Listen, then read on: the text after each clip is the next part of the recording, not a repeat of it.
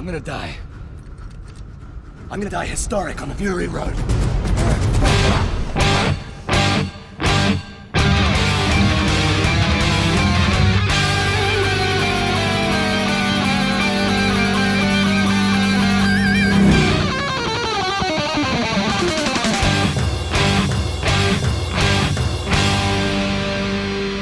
Welcome to the Mad Max Minute. I guess there's no one to blame. We're leaving ground. Will things ever be the same again? It's the final countdown in Mad Max Fury Road, 1 minute at a time. I'm Rick. And I'm Julia. And today we're talking about minute 118, which begins with credits for the construction crew, and it ends with the credits for the Sydney crew. But as you're all very used to at this point, we're not actually talking about the credits because we are joined today by SAG and Artemis award-winning stunt actor, founder of the New Zealand Stunt School, and Furiosa double, Dayna Grant. No problem. Thanks for having me. Just as a little background to where I'm coming from, I didn't do any deep comprehensive dives, like a background check or anything like that. I think the most comprehensive thing I watched was an interview video that you did. I want to say it was with glam.com or something like that, or Mode something or other. Yep. Both of those, I think. It was very well done. Yeah, I think there was. Yeah. Thank you. To start things off, would you like to introduce yourself? Because I know I said in the intro a string of things that you'd done, but when you introduce yourselves to people in groups, how do you like to do it? In groups, I don't introduce myself. I'm Dayna Grant. I'm from Auckland, New Zealand, and I've been doing stunts now for over 23 years, probably longer now. I've worked it out, but I keep saying 23 years. And I'm a stunt performer and stunt coordinator, been working internationally. By the way, I never introduced myself to groups of people. Just to you guys.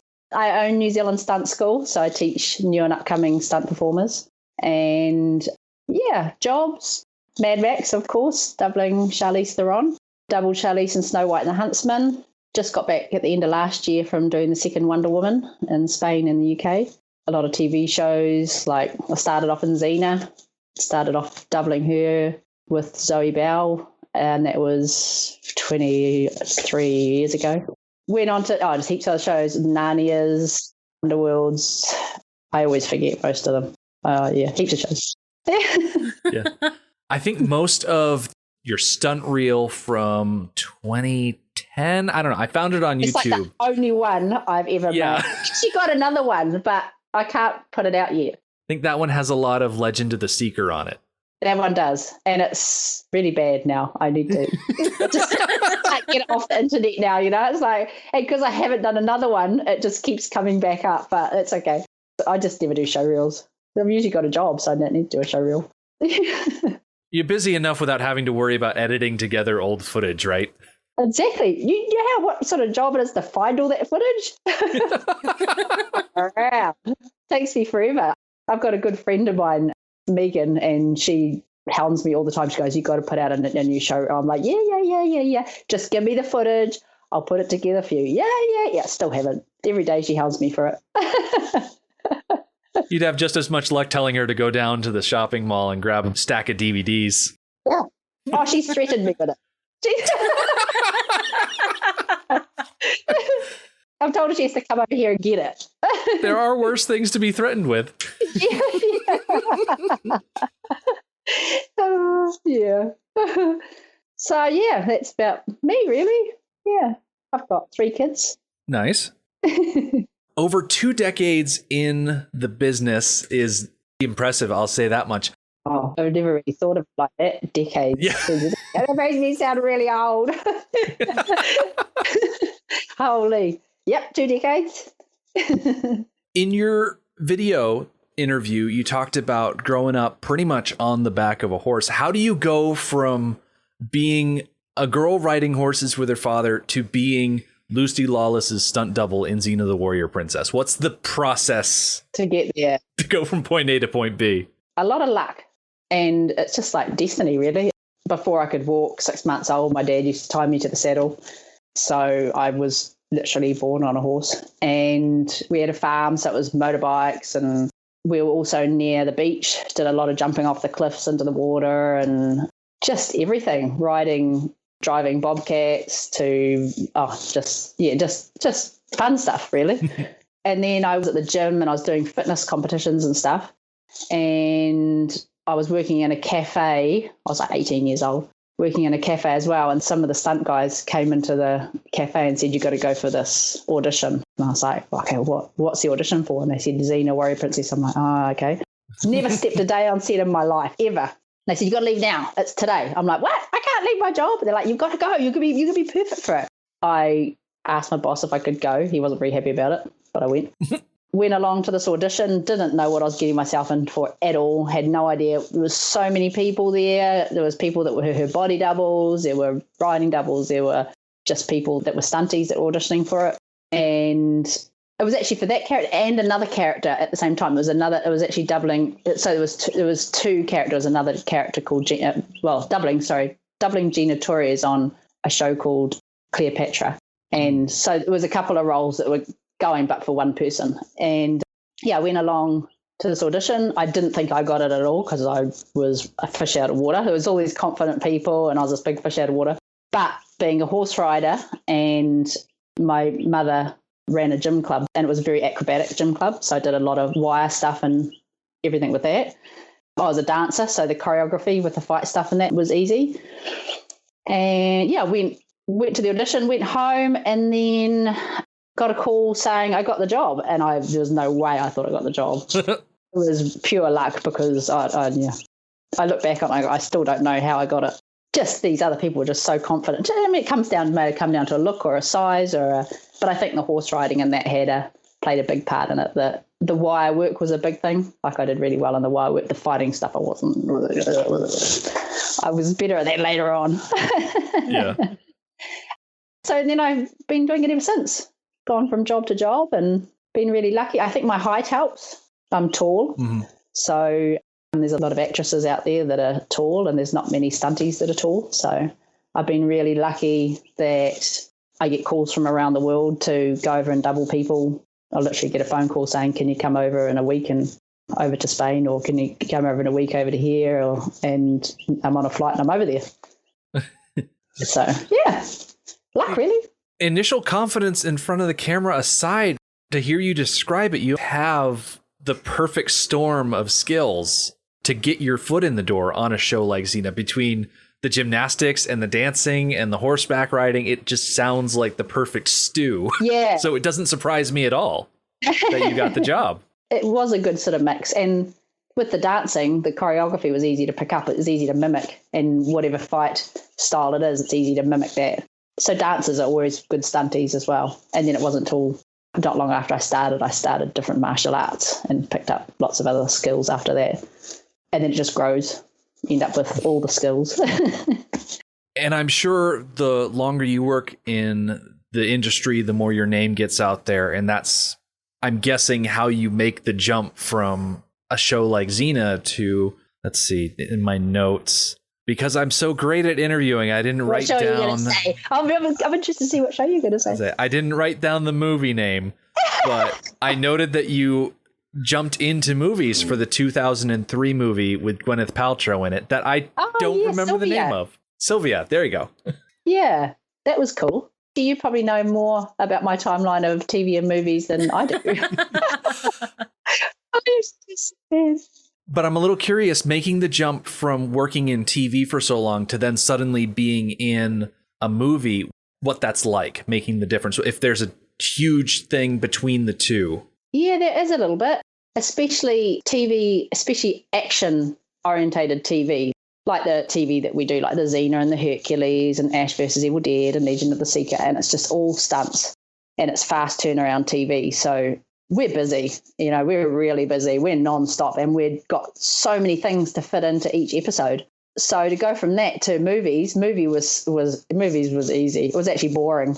It was like, okay, you got one fight for 6 months. I rehearsed the same fight for 6 months. I might do, a couple of wire gags here and there, and you rehearse those for 6 months. And I mean, you make them perfect because it's movies, it has to be absolutely perfect. Whereas TV, it's like you've got one rehearsal and then we're shooting it tomorrow. It's interesting. I actually really love TV because I don't like sitting around. I don't like being bored.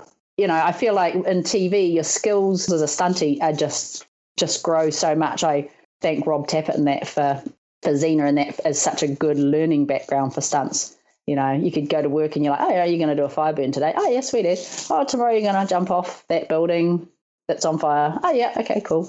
Next day you're going to do an air raid. All these things, and they're all new things, And the amount of times you get to do those on movies is very minimal. Whereas those shows, they were like, 5 people on fire, people flipping carriages, and, So we all learned so much, and it made us better performers, which is awesome. I believe it. Yeah, so I think I went off on a little tangent there. I didn't even answer your question, probably.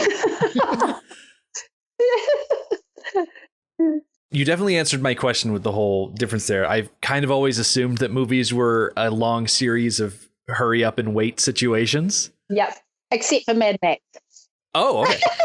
Well, that actually is where I'm leading to, because you have your television roles, your movie roles, you worked on Narnia and Underworld and all this other stuff. And then I'm assuming someone comes calling about Mad Max. And I'm just kind of wondering who made the initial call. Was this a George Miller thing? Was it a Guy Norris thing? Was it Charlize who asked for you? Who got you on the job? That's a good question. I actually don't know. Guy Norris is actually who called me. Yeah. He's who called me. But I'd already doubled Charlize before that on Snow White. And I can't have done too badly because I was finished the job. I didn't get fired. So I think they must have decided, well, maybe she's already doubled her on that. Let's get on to the next one maybe. They did do auditions and stuff here for Mad Max, which I actually didn't have to do. But I was trying to get it. I was like, oh, I'd love to get an audition for it. Yeah. And then I just got a phone call saying, do you want to double her? And I was like, oh, okay, righto. Yeah, it was Guy Norris, really, who I feel made the decision to have me on. Very thankful for that. Being practically next door. Now, obviously, New Zealand and Australia are two very distinct and different countries. They are not the same thing. But growing up next door, did you have a lot of experience with the Mad Max movies? Had you seen them before, or was this kind of a fresh thing that you were coming to? I saw them as a kid. I remember seeing them as a kid and going, whoa, those are full on. Those are busy. Wow. But as a kid, you're into My Little Ponies and all these other things. But it also sort of remember, actually, it was more my brother and that were just loved the shows. But I was only really, really young when they came out. And then when I knew that they were auditioning for Fury Road, I did my research and I watched them all again. I was like, wow, this is awesome. I love these. These are great. I'd love to be involved in this. So, yeah, that was it, really. I can imagine sitting back and watching a Mad Max film and seeing how George Miller does his stunts as a stunt person and thinking, okay, well, that guy got smacked in the head with a motorcycle tire, and that guy obviously broke both of his legs. And thinking, oh, gee, what is he going to have me do? Yeah. I remember going over to meet him. He said, well, can you come over and meet me? This is over in Aussie, and this is at the Mad Max production office and everything, which was amazing. It was incredible. Like, usually going to production offices and some offices, and this was incredible. It was like the dream production office, like big movie theater screens that you could sit down and watch everything. And it was amazing. I went over and spoke to him, and we had a big chat about him and all his injuries and everything on Mad Max and blah, blah, blah. And I was like, and then we got into a big conversation about, and he goes, so you're not worried about any of that sort of stuff? I said, no. I said, I've had a dagger through my head. I've been brought back to life. I've had, my shoulders made of metal. So then we got into this big conversation of stunt injuries. But no fear in any of that. It was just like, oh, this is exciting. This is what I want to do. I can imagine after getting a prop knife through your head. Yeah. Not something we've mentioned in the conversation before, but that is something that was mentioned in your interview video where something went wrong. I think you fell funny and then slipped. Knife through your head. Yeah, exactly. How does that happen? And you're like, go to hospital and you still don't know. Did that actually, well, we did actually know really what happened. And it wasn't until they did a CT scan and saw the shape of a dagger through my head and watching back the footage, it's like, oh, okay, that's what happened. And cut hair and vomiting blood and just bled out. Got put in the hospital and bled out on the hospital floor and then got brought back. But it was bizarre. It almost seemed surreal because I'd severed all the nerves under my cheekbones, which makes this side of my face numb. It's still numb now. It can move, but it's just got no touch feeling, like all my teeth and that are all numb. Mm-hmm. So being in there, it wasn't really in much pain, really. This is all numbed. And I was just like, okay, I want to go now. I'm done in here. And they're like, you can't go. I'm like, yeah, I need to go back to work. No, you can't go back to work. You must really have a passion for it if you went back after that kind of experience. Yeah. I spent so much time, this is on Legend of the Seeker, I spent so much time as that character, it was a few years, and I choreographed all the fights and everything for her, and so I'm choreographing them, I'm teaching her, and then I'm doing them myself. So I felt like if I wasn't there, then, oh my God, what are they going to do? I need to be there. And they're like, we'll sort it out. I'm like, but you don't know the fights. You don't know who's gonna double her. I need to train somebody up to double her now. I need. So I turned up to work. They let me into work 3 days later, told me I wasn't allowed to work, but you can come visit.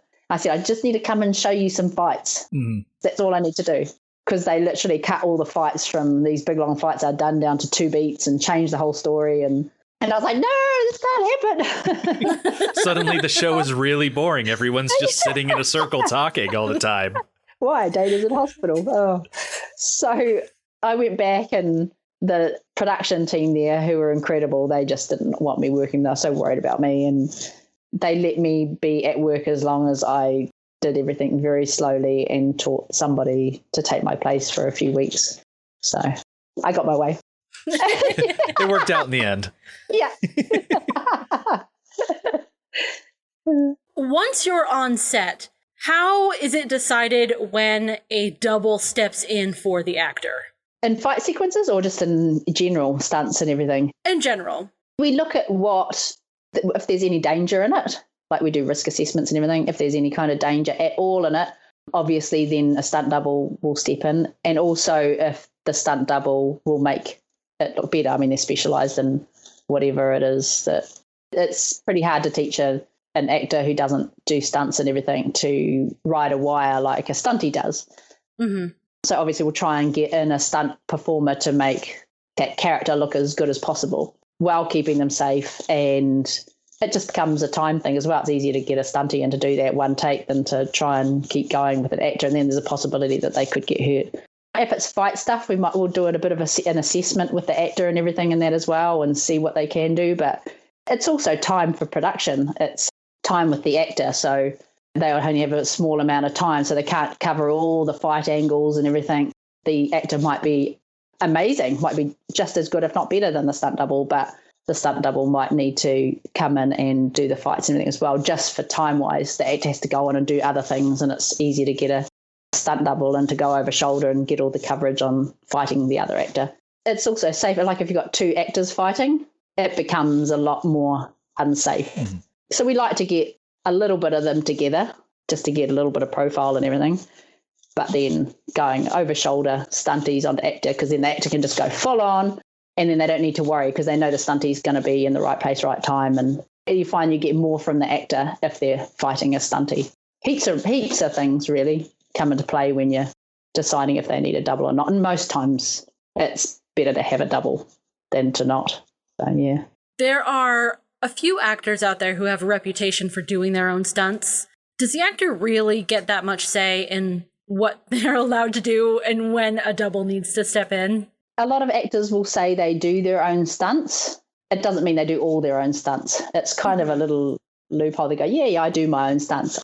I might do a wire gag where I sort of fly through the air. They are still doing a stunt. They don't mention that the stunt double is crashing at the other end, you know. So, yeah, they are still doing some of their own stunts, but they usually aren't doing all of their own stunts. And, I mean, there are ones that are really amazing and they could do it, but for safety's sake for the production, if something happened to them, then the whole production goes on hold. Mm-hmm. They usually don't get too much say in it unless it's like their own production and their own money going into it, then they have a little bit of a say. I imagine there are a few actors out there that get a little bit of envy when they hear Tom Cruise talking about hanging from the side of a building or on the side of a plane. Exactly. That's where I was going. I was like, he can do his stuff because it's his show. So I was like, Yeah. He ponies up the money for the insurance, so he can do whatever he wants. yeah, exactly. You want to do your stunts? You do your stunts. It's sweet as. Yeah. Then you've got people like Keanu Reeves, and sure, he goes through all of the training to make sure that he looks like he knows what he's doing, but people will go into the interviews and he'll talk about, oh no, it's the stunt guys that do all of the real work. Yeah. Yeah. And it's, you get, there's some actors or even singers or anything. I mean, we double singers on music videos and stuff like that as well. And a lot of them have to portray themselves as if it's them doing it. So we actually signed something saying that we never mention that we've ever doubled, but we've literally signed our live away. We'll never mention that we've ever doubled them on that music video, for example. So it would never, no one would ever know. Well, in that case, I won't press. A music video does sound like fun. Yeah, they can be. Yeah. They are fun. A little bit different, but it's really usually, it's just a very fast amount of stuff in a big stuff in a short period of time. But, yeah. There are so many cool things that you get to do. I know one thing that stands out in my mind. I was scrolling through Instagram, and I think this might be where I found you on Instagram before I started pestering you with messages. It was a video that you'd posted of you behind the wheel of the war rig, just driving around Namibia with, I don't know if it was the actor who played Ace, the lead war boy, or if it was someone else, but he was hanging on the side and you were behind the wheel. And yeah, he was the actor, but he was actually, funny enough, he's a real full-on military guy, and he was the safety and everything for a lot of, like, for Charlize and blah, blah, blah. And then they cast him in the role, and then he had his own part and did his own stunts and everything. So, yeah, it was pretty awesome. So he was just kind of, over there with us. Next minute he's got an acting part, and next minute we're in the middle of the desert somewhere, no idea where we are, going crazy. We did a lot of that. There was a lot. I've actually got some other really fun. I should post some other ones. Actually, got some really funny ones of, like, all the wives doubles that are all guys, and they're all singing, and we've all gone crazy. We're out in this war rig day after day, just every day, all day in the desert, and we don't get out. Lunch is in the war rig. It's like, here's your lunch, and we're like, oh, we're still in the war rig. Oh my God. And you don't know where you are. The desert just keeps going, and we just go on these big runs, and you don't know where you're going. The camera crew follow you, and we're like, okay, we'll do the stunt now. We just keep going, and then we stop, and then we keep going again, and we just go, and then we turn around and find our way back to base at the end of the day. So we all got a little bit loopy, so we've got some hilarious videos of some of the stuff. So doubling for Charlize Theron on Fury Road, did you shave your head like she did? Yeah. That sounds so wonderful. I'm a bit jealous. I actually loved it in the end. It was my hair just before that was waist length. I had really long hair. Ooh. And I had wig fittings in Australia for these big blonde dreads that were amazing. That was what she was meant to wear. So we both had these big wigs. And then I turned up into Africa, and we'd been training for a couple of months nonstop. And then I had someone come up to me and say, would you mind shaving your head? And I thought they were joking. I was like, oh, yeah. They're like, no, seriously. Charlize has just sent us a video of her. She's decided that she wants to shave her head and not have the dreads. And they showed me the video, and I was like, oh, my God.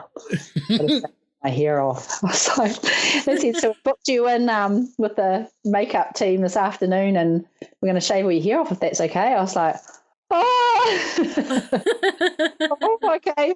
Kind of exciting and scary all in one, because you don't know what your head looks like. You're like, what am I going to look like? So I turned up there, and I just remember them the first as they were shaving it all off. And they were great. They made me a wig and everything, like a long wig to match my hair that I had.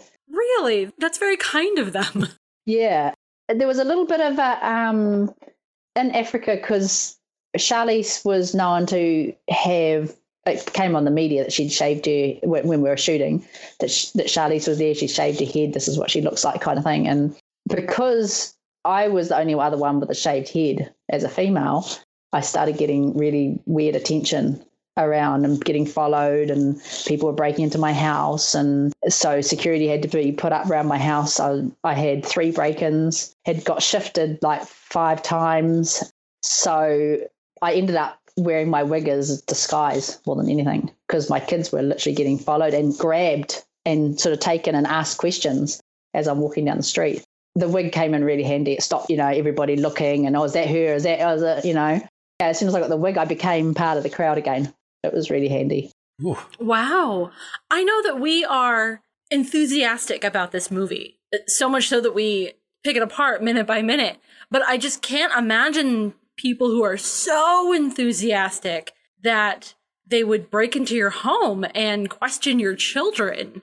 That's crazy. I don't think it had much to do with the show as such. I think it had to do with having a celebrity in the area and having film crews who have lots of money and more I know there was certain things that were a little bit like that. Like you get, like going into shops, you'd get stopped and asked a million questions about the show.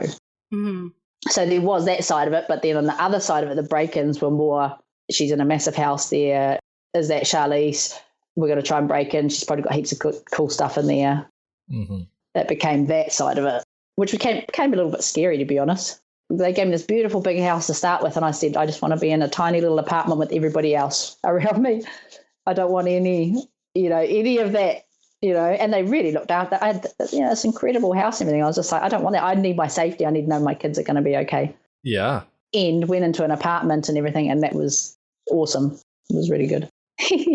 On set, did you spend a lot of time with Charlize trying to zone in so that you both move the same way, or did you already have that built in from when you were working on the other movie? Yeah, we had that a lot anyway, but you sort of do, as a double, you're watching the whole time. It's almost a little bit stalkery, I guess. But you're kind of watching how they walk, and because they kind of changed a bit to their character as well from like the last show. It's a little bit different. So you kind of watch it and you pick it up really quickly, and, you watch them do the stuff on set and how they do little things, quirky things that they do, and you pick them up real quick. The evil queen from Snow White and the Huntsman is a very different sort of character than Furiosa. Oh, yeah. Yeah. Very different, yeah. Now, the character of Furiosa comes with one major quirk. Yeah. In that she only has one arm and the other one is mechanical. And I know that behind the scenes they had this green sock that you put on your hand, and then they put the prop over it. But there's one fight scene in particular where you don't have the arm on, and I was trying so hard to find little bits where the extra length of arm came into play, and I'll be damned if I could find even one. It was very hard. So I can only imagine that filming that initial fight scene between Furiosa and Max was very tricky. The hard thing about that was having an arm but pretending you don't have an arm. So if you fall, you don't fall with your hands down, like what becomes natural to you. You had to fall with like a stump down. I actually had something around my wrist to remind me didn't have an arm, that I never used my hand. Because as security, you do a big fall or something, you want to put your hand down, you protect your face, you put your hands up. And because I had nothing, but then because the arm was off down here, I couldn't have the stump facing to where, do you know what I mean? Yeah. So I had to have, there was certain things I had to do that had to make it look like I had a stump and not an arm. We used to call it a stump. But really fighting second nature. Yeah, it is. Yeah. Just a lot of the fight rehearsals, we just went over and over and over and over and over and recorded, watched it back and went, no, that looks like I'm landing on an arm. Oh, okay, I'm going to change it. I'll put the arm this way. I'll put my hand that way. And it changed it all to make it look like it was an amputated arm. Was that particular feature new to you in doing stunt work? Yeah, it was actually. Having no arm, it was weird.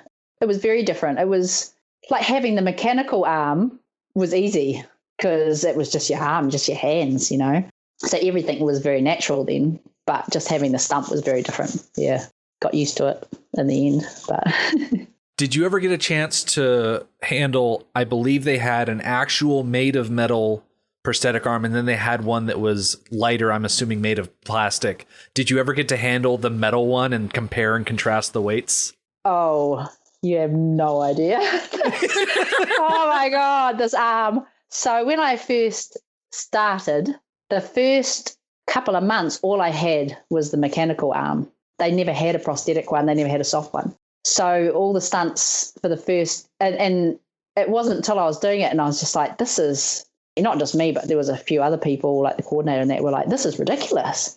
The coordinator's like, wait, how, this is unreal. It should be a soft, a something arm, a light arm or something, because I did the whole dive over the truck and slide under the truck and everything. That was all with the metal arm, and it was heavy, and it was actually quite worrying because it was hindering a lot of the movement. And they're like, oh yeah, it's coming. It's like, we need it like really soon. So I ended up getting a softer arm a couple of months into it after doing heaps with the big heavy arm. And it was only one big heavy arm that was shared between me and Charlize. So, and then they ended up making another one. So we had one each in the end. So we ended up sharing a lot of the stuff. And then I got a soft one. And then there was only one soft one. So we shared the soft arm. So like another one's coming. We're like, oh, okay.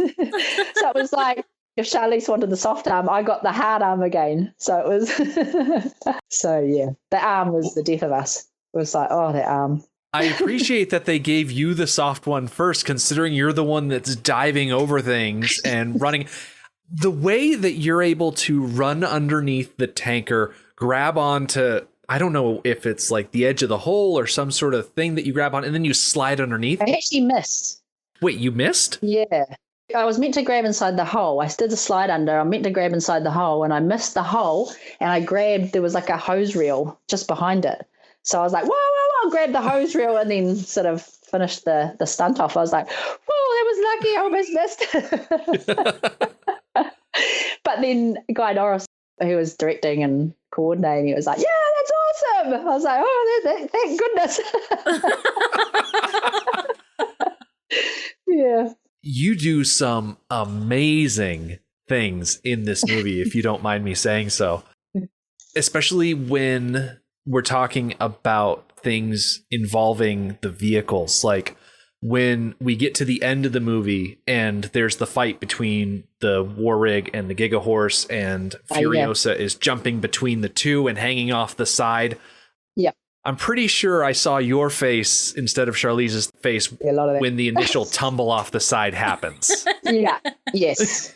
Yeah. It's actually funny because I noticed, because there's a lot of face replace in it, obviously. So I noticed my arms and a really strange face. And then I saw a massive billboard and I was like, that's me with Charlize's face on it. So it was, there's a lot of that. But, you know, I mean, look at the show. I mean, not like, you know, you couldn't put Charlize jumping, you know, diving off the side of anything. We needed too much. Given the kind of actress that Charlize is, she strikes me as the kind of person that would almost be frothing at the mouth to be able to do these big, exciting things. Did she ever try and elbow her way in to something that they specifically wanted you to do? Not at all, because she just adopted a baby as well. It was like, where's Dayna? Dayna's up. Oh, God. It was funny. She was like, I'm not doing that. Where's Dayna?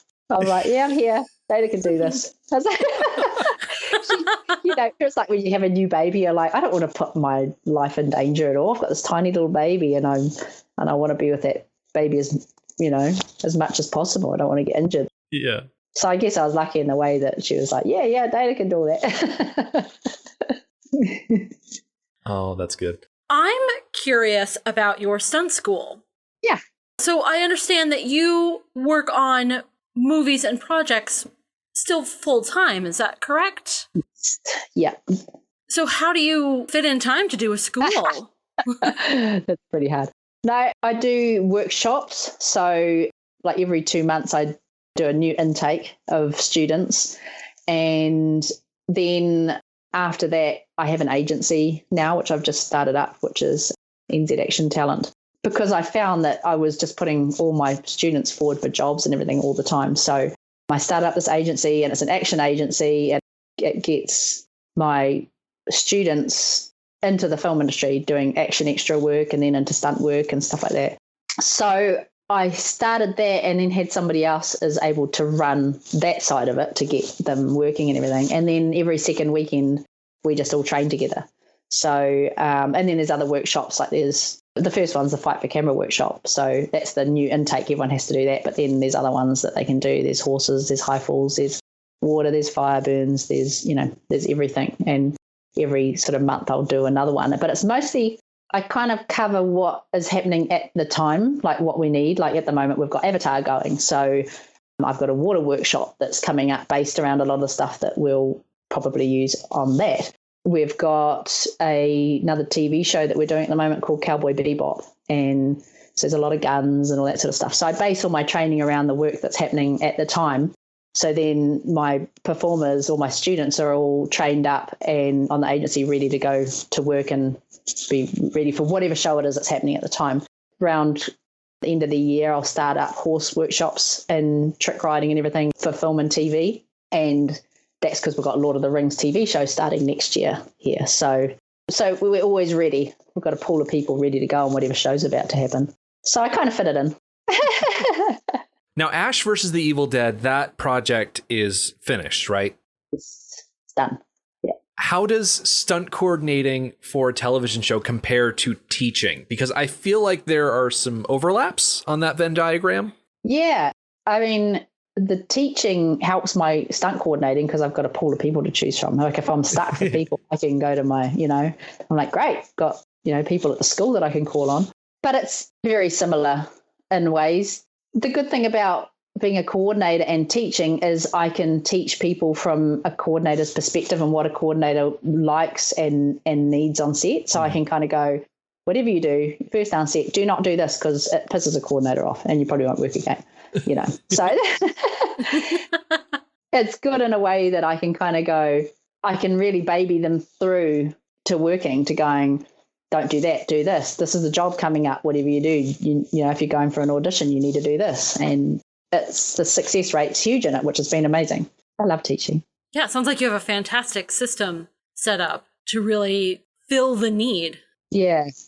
Like you go to set and you get satisfaction from creation and what the work that you've done. And then from the school, you get so much satisfaction out of seeing these people get their dreams and how good they get and them coming to you going, wow, look what you've done. Thank you so much for what you've done for me. It's, helping people is the best feeling in the world, to make somebody happy.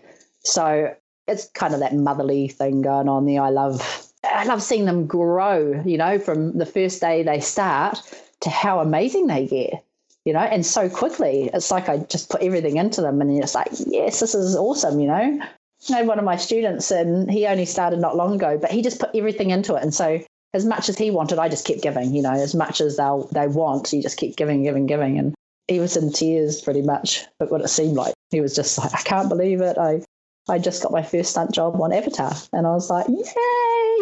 And he goes, it's all thanks to you. I was like, no problem, And then I get teary. I'm like, this is so exciting. It's so satisfying. It is. It's really cool. Yeah. Yeah. Do you think there will come a point where you make a full-time transition from doubling to teaching? I don't think I could. You know what? I want to I shouldn't say this because someone might steal my idea, but I think I'd love to, one day someone needs to make Super Gran, and I think they need to use me when I'm really old. Do you remember that? Did you see that? It was on TV. I can't say I have. No. It was on TV as a kid. I'm going to send you a link to it because you'll love it. It's like this super granny and she's got superpowers and she helps people and all this sort of stuff. And I'm like, somebody needs to remake that. That's like, there's Wonder Woman and then there's Super Gran.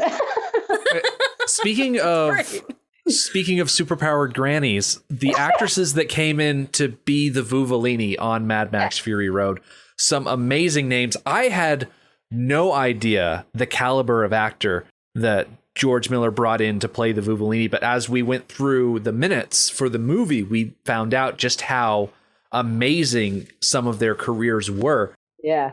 Was there a separate team of stunt actors for them? Because I feel like with the Vuvolini, some of them got into fight scenes, some of them did some amazing motorcycle stuff. I know Megan Gale's character specifically had that point where she was standing on a motorcycle and shooting a gun. Did you get to work with that stunt team a lot? Yeah, well, I almost got to do that gig, actually. But actually, a guy ended up doubling her for that in the end. Yeah, we did a lot with all them. I mean, there was whatever was going on. We kind of, if we weren't busy ourselves, I mean, we kind of, me and Jacob's Tom's double, obviously. There was a lot of, we were really busy, like day in, day out. We were really, really busy. So a lot of the times we were doing our own stuff. But we had a lot to do with that prior to shooting when we had like 3 months worth of rehearsals and everything. So any of the rehearsals, we kind of were around and helped out a bit, usually if we could. A lot of the times, though, we missed out on some of the stuff we missed out. But we still hung out with all of them and everything. You know, we were all like a big team that we all trained together and hang out and, you know, became a big family out there. Was there anything on the set of Mad Max Fury Road that you looked at and said, oh, I want to try that out, that they didn't let you do? Or did you pretty much get a chance to do everything you wanted on that set? And more. Yeah. Yes. Yeah. I did everything. And, well, I did all the gags. So there was times where I'm on set helping look after Charlize. Then I'm quickly shipped off to, you know, you've got to go to a stunt, come back, help Charlize out again. It was really, really busy. I mean, you could imagine that character was busy the whole way through the show. I, for one, look at the polecats. They're amazing, weren't they? And it just looks amazing. Yeah. They trained a lot for that. We had a big gym that was made up and we had poles and everything inside the gym for them to scurry up and down, and they lived on these poles. And then, yeah, they had the polecats are on the top, and they have literally just harnessed off by one little strap around their wrist, you know. One of them got flung and ended up in hospital. That was the only injury we got through the entire job, pretty much. Whoa. Wow. Yeah. So considering, you know, the job, I mean, the massive job, to have one injury like that, I mean, it was a big injury, but have one injury like that's pretty good going, really. I mean, we had other little niggles and stuff they had. I mean, I got a concussion. I fell headfirst off the monster truck. I heard about that story. I'm glad you brought it up. I was listening to another podcast, the You Are Awaited podcast with Yuri Lowenthal and Travis Sentel, and they were talking to Greg Van Borsum, and he mentioned that you took a tumble off the war rig at one point. What was the story behind that? It was actually off, it wasn't the war rig, it was off the other monster truck, the Giga Horse? The Giga Horse. Oh, okay. After I got thrown, you know where I get thrown off the side? Yeah. Mm-hmm. I got thrown off, I kept going. Didn't quite make the handhold, huh? Didn't quite make the handle. I grabbed the handle and my hand just ripped off the handle. Oh, my God. It was just a rehearsal. But yeah, and I had like a chicken strap thing around and my hand just slipped out of it and I ended up sort of head first into the ground. But I was fine. I was like, well, I'm a bit knocked out. Okay, I'm good. I'm good to go again. They're like, no, you sit down. I'm like, no, not down. I'm okay. But, you know, I got looked after. They brought in a physio and it got acupuncture and everything every morning because my neck would all seized up and everything. Mm-hmm. So they looked after me and kept me going. After Fury Road was all said and done, you obviously kept going on stuff. You actually wrote and produced and stunt coordinated your own short. Yeah, I did. Reigns of War. Have you seen it? I have not sat down and watched it yet. I don't know quite where to find it. I'll send you a link to it. It's only like 5 minutes long. Yeah. But it's busy. It's like stunts. But it was amazing. Like just the amount of love from the New Zealand film people that everybody helped out. I had Panavision, you know, sponsoring me all the cameras. I had the setup I had there was bigger than on a movie set. The gifting of all the gear and everything. the people that were involved in it are like the top New Zealand HOD in the art department, the director, the DOP, it was all our top New Zealand people that done Lord of the Rings and all those sorts of things. And here they are on my farm.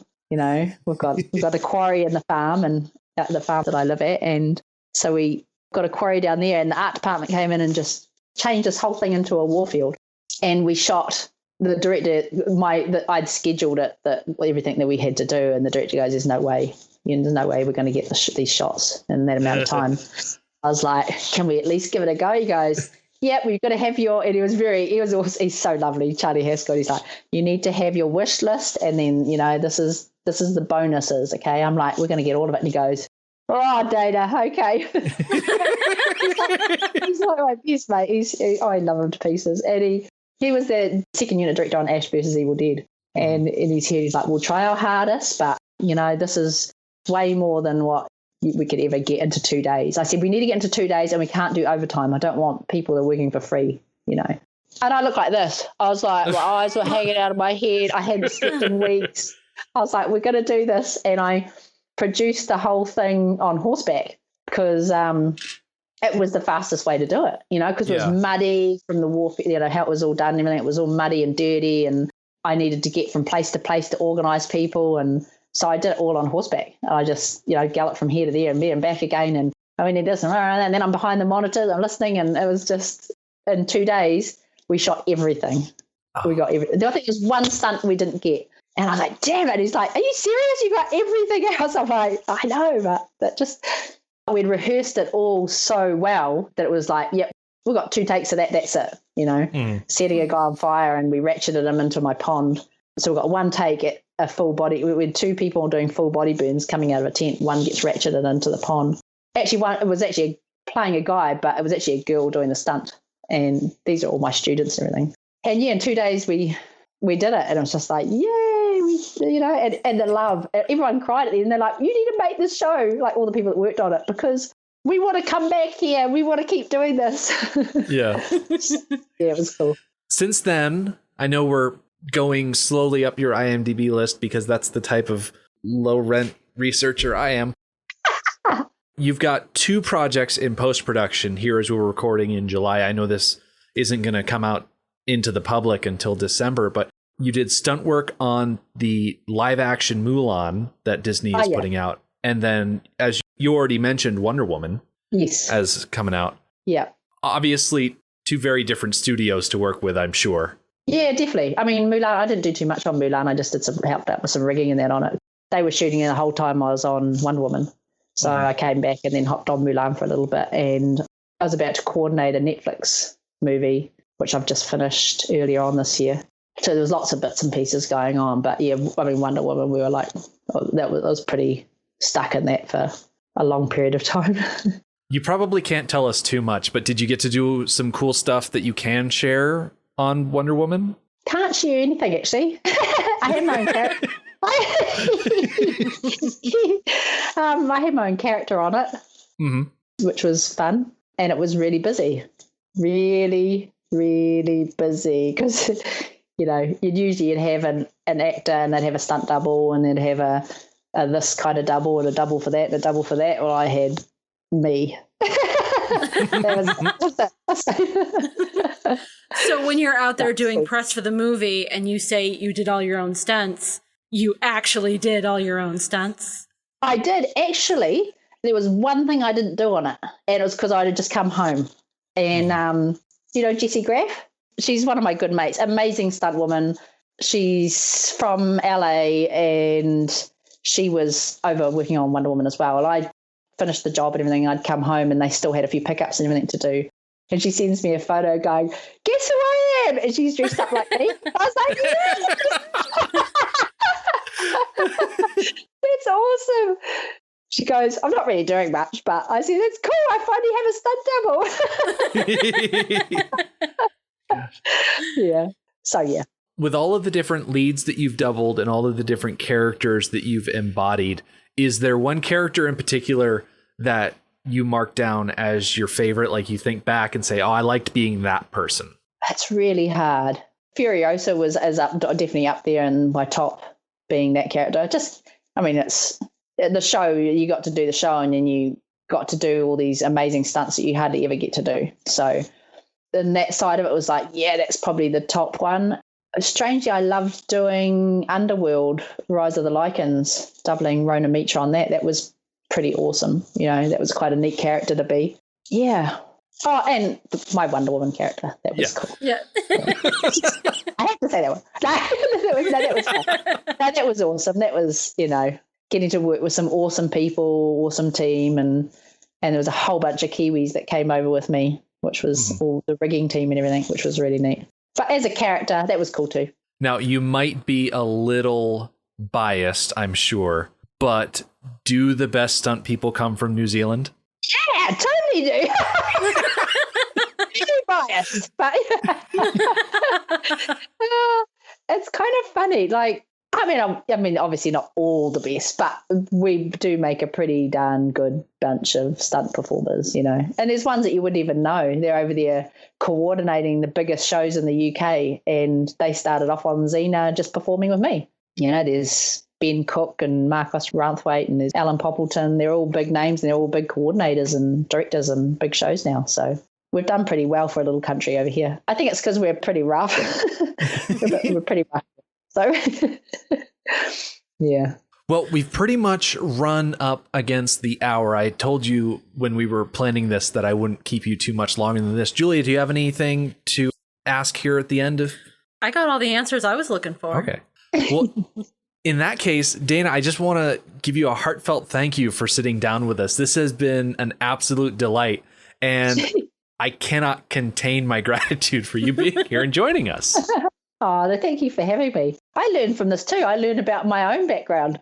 Did I do that? Oh, that's right, I did do that. No, thanks for having me. Is there anything specific that you want people to check out at the very beginning of 2020 or going into the months ahead that you want to plug? No. I mean, if anyone wants to follow me on Instagram, my Instagram name is Dayna Stunts, and that's kind of where I end up. If anyone wants to know anything, that's kind of where I post stuff. Anything that's coming up or any background, behind the scenes or any of that sort of stuff is mostly on my Instagram. So, And if anyone has any questions, they're more than welcome to ask stuff on there to me as well. Yeah. Sounds good. Right. Yeah. All right.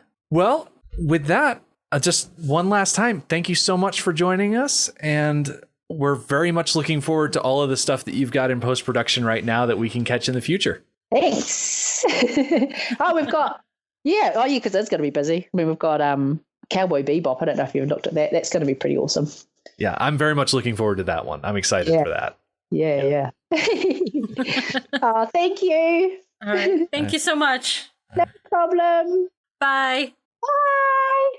As for us, we will be coming back on Wednesday. Much like we did with Beyond Thunderdome, we'll be taking a step back from the individual minutes to watch the entire movie all together to see if there's anything we missed by looking so closely at each individual chunk. But unlike Beyond Thunderdome, we actually have a special edition that we can watch. So we are going to sit down and watch Mad Max Fury Road, the Black and Chrome edition, to see what all of that hype is all about.